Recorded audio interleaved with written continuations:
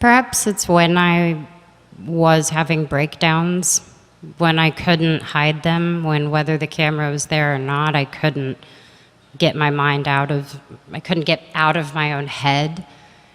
And when I realized those moments kept stopping me from creating, a great tour, creating a good year, creating a good attitude, it was affecting me. And I knew that we were capturing these moments, and then I went to Kenya and I figured out, wait a minute, is this reality? This is real? This is what people are walking through. It's so much bigger than what we are worried about sometimes. And I think there were multiple moments. There wasn't just one where I thought this is going to be bigger than just me.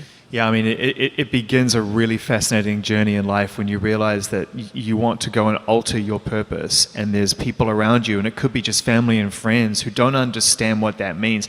There's a scene in the documentary where it's a part of an interview, just part of a promo cycle. And to be fair, those happen all the time. Yeah. Like 10 interviews a day, knock it out, get it done, it's content. But you're ready to announce this, even in a small way. Like, I want to do something bigger, and it just doesn't land. And it's like, wow, this is going to be a longer journey. I just looked at your face and I thought, you realize in that moment, this is not just a quote. I was so annoyed. You're not going to get away with this with a quote. It's going to have to require a lot of time, right? Exactly. This is where we celebrate Selena for a different reason.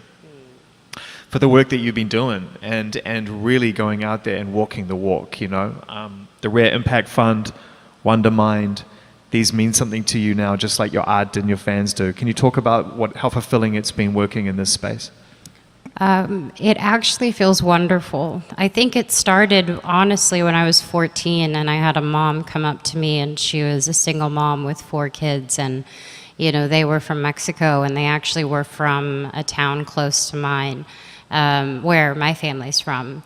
And she said, "Thank you for just being who you are, because my kids can look at someone on TV and they look like you, and that is something they can aspire to be or do." And I didn't understand it, because to me, I just thought, well, I am who I am. But when I recognized the responsibility that I had been given with my platform, I truly felt like it was bigger than me.